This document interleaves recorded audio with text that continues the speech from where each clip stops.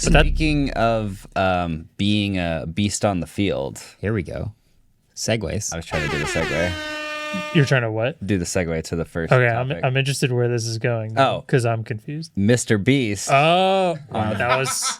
I'm an idiot. I thought it was pretty good. I thought Thank I you. was smart. Apparently is launching an Amazon Prime TV series that is supposed to be the biggest game show in the world. Biggest single cash prize, I think, Okay. from any... in the history of TV and streaming. I guess it's one of those things where you say biggest in the world. You don't know what you're comparing. Biggest you with. This is like a LeBron stat. They were trying to just have the biggest cash prize. Yeah. The biggest single cash prize. Which is, I think, $5 million, right? Mm-hmm. pretty sick. Which I'm surprised that that's the biggest cash prize. Me too, kind of. I thought it would be bigger. It is weird that they say single cash prize. Who So, wants to be a millionaire? so what is like... $1 million today, or $5 million today is probably about $1 million when Who Wants to Be a Millionaire came out. Like adjusted for inflation. Do you remember the first guy who ever won Who Wants to Be a Millionaire? He went through the entire thing and didn't use a single lifeline until the last question, where he used phone a friend, called his dad and said, "I'm going to win $1 million," and then won the $1 million. It was the most baller move in like game show history. Wait, I have up here James Holzhauer, the Jeopardy legend, won $4.5 million, but that's not a single cash prize because it was over the course of his insane win streak. Awesome. Yeah, that guy's insane. That does make sense. Yeah. Anyway, yeah, it's going to be very interesting. It's kind of crazy to see a YouTuber moving on to traditional media now, and it's kind of weird to think about that because, in my opinion, I think traditional media needs to move more towards YouTube style media, and not the other way around. So that's an interesting way of phrasing it, because I think, and I started to watch the Colin and Samir interview that they just did with him, in which he starts to talk about this a little bit. I didn't finish yet, so I will say that, but go watch that. But I think he might not consider it traditional media quite all the way on the other side of the spectrum. Obviously, YouTube, we know what that is, and we know what Jimmy does on YouTube. And then there's traditional media, which is like movies, films, TV. And then somewhere in the middle, there's like web shows. And I think what they're giving Jimmy the opportunity to do is unlimited budget, craziest possible concepts, and takes the restrictions of this has to fit in a YouTube title and thumbnail off of it. So you can do even crazier things that don't necessarily have to perform for a title and thumbnail. And yeah, Beast Games sounds really cool. I just think it's kind of somewhere in the middle of not quite YouTube, not quite traditional, but still works with what I feel like I would almost argue it's more towards traditional. I know it's like streaming, but I think we're at the point now where traditional media is on streaming, and like Prime is certainly trying to be more like that. But I just think they're actually picking a good basis of the show that is closer to what he normally does, so it doesn't feel that out of the blue. Like we've seen YouTubers go to traditional media. It was who started a talk show? There's been tons of There was you're probably thinking of Lily Singh. Lily, yeah. Yeah, a talk show. And I think like that didn't do quite as well. I mean, I'm sure it still did fine, but we don't hear about it quite as much anymore. This is like completely taking what MrBeast does, which is like pit people against each other for a ton of money. And it makes sense as a game show, and it fits well in this category. But I think Prime would not be happy if you called them a web show. They definitely want to be considered closer to legacy media and like watching on your TV on the Prime app or something like that.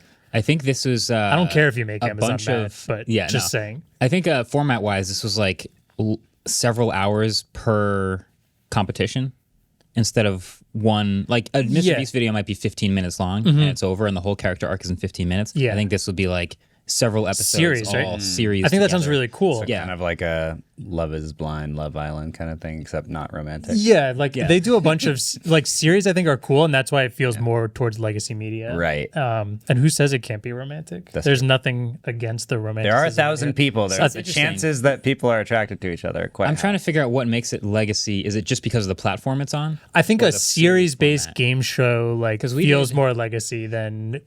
Would no, you you disagree with me? No, I'm sorry. I'm stuck on the idea of like going to a nice dinner party and like someone serves you like a roast chicken, and then you're like, "How'd you guys meet?" And you're like, "Oh, we were contestants on Beast Games." I mean, that'd be sick. I don't know. I'm pretty sure MrBeast already did a thing where two people were locked in a room, and I don't know. They kept talking afterwards. I don't want to start How'd any you guys drama here, meet? but I'm pretty sure. Jimmy, Yeah. MrBeast locked us in a room. For 100 days. I think it was a funny sentence he said. He was on the show. He's like, "You're probably wondering why I'm wearing a hazmat suit. It's because I have 2 people trapped in something for like 100 days." And I was like, that's a casual sentence that only you could say in He's- this exact situation. Sometimes he would be sounds like weird. the guy from Saw. Or Mr. Burns. Yeah, I got some Yeah, people Mr. trapped. Burns. I think that this deal makes a ton of sense for Amazon though, because they now can have all of the kids on the planet be like, Mom, I want to watch this, but we need Amazon Prime. We need Prime Video. This is what Spotify thought they were doing with Joe Rogan, right?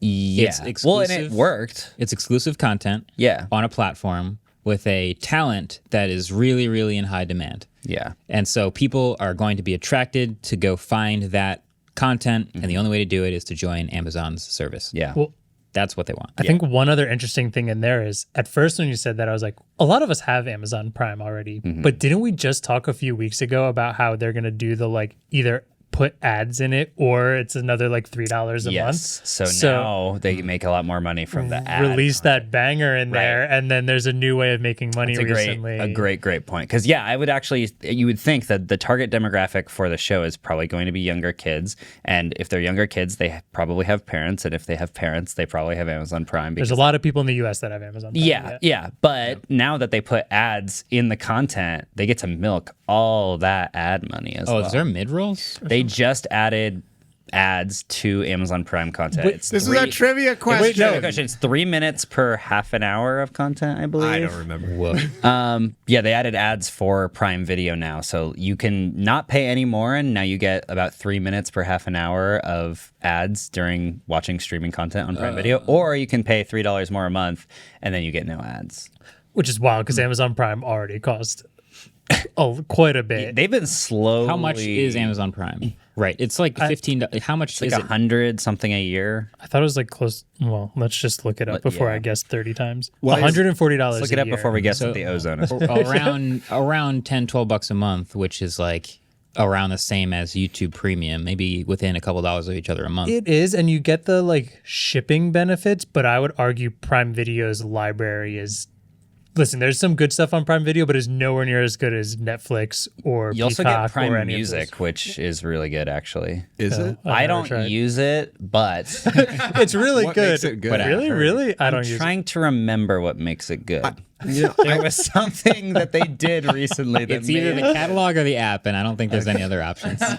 it's something about the catalog. Okay. Go ahead, Ellis. I was just thinking, in the current streaming space, there's now like so many players that it's actually like a reasonably hard field of competitors to like differentiate yourself from. So I think it's might be actually in Amazon's favor for people to think of this more as a web show, because now all of a sudden Amazon is the platform that has the stuff that everyone else has, like movies and TV, and they have this other tier that was previously like solely occupied by YouTube.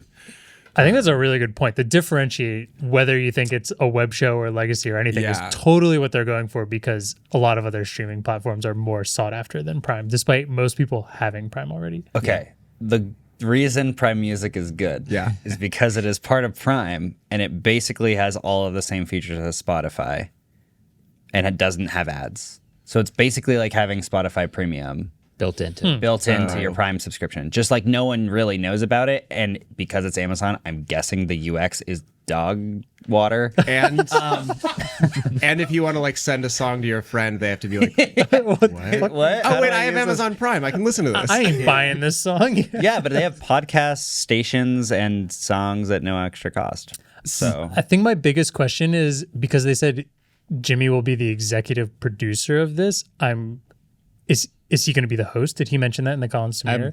I didn't get that far, but I imagine he'd be hosting it. Just I would like imagine the regular videos. host, and then I wonder how much more he'll have to do with it, because he clearly loves his own channel, and I think that's his first priority. So when we work with legacy media or like more normal production crews, it's very different for us and a very slow process. And Yeah. as a YouTuber, that's so much different and kind of frustrating It is very sometimes. frustrating. So like, I'm wondering how much he's going to have to do with it, because that feels like it'll take a significant chunk out of his time. I think that's going to be the most annoying thing to Jimmy specifically, knowing Jimmy, is how quickly and efficiently he is able to shoot. The reality is like it's unscripted content and it's just an idea. And once it's going, you're just shooting everything.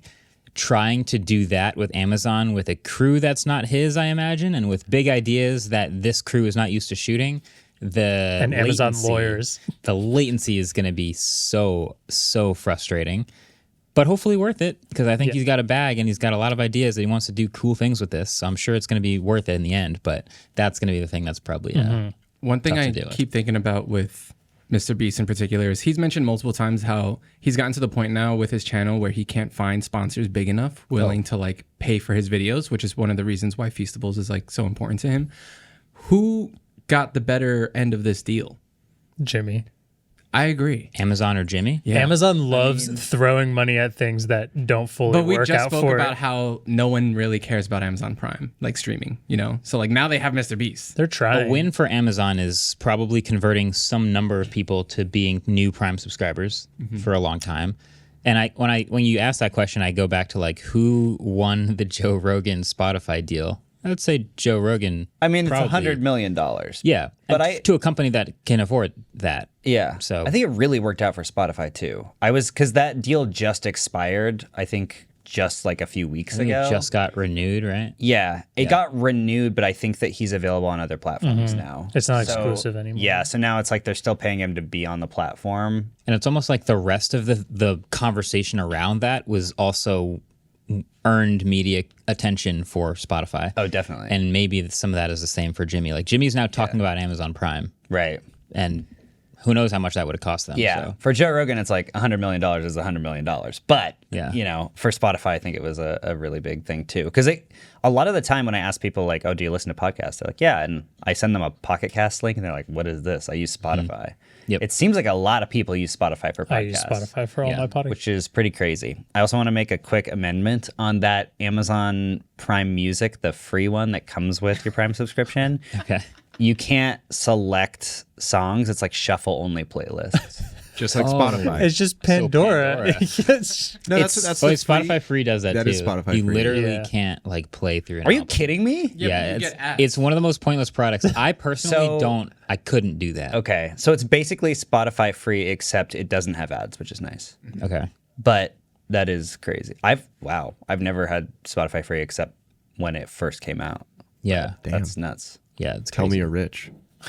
I was gonna I say paid $2 a month for it. yeah, I was gonna say one of these $2. one of these Twitter threads came up of like, here's a list of the best money I ever spent. And I was thinking about that, like, what's the best money I ever spent? And the two things at the top of my list are one expensive thing and one not expensive thing. Yeah, LASIK is the best money I've ever spent. for sure. And YouTube Premium Yeah. is the best money I've Which ever is Oh, expensive yeah. in comparison to every other like streaming Yeah, for service. sure. Yeah. It's very expensive. However, time is money. The number of ads I don't have to skip is crazy. Yeah. Because I log into the autofocus account to upload and I'll be like uploading while browsing in the background and there's just so many ads. Well, occasionally I will go on YouTube in incognito mode because I don't want it to affect my algorithm when I'm like doing research and stuff.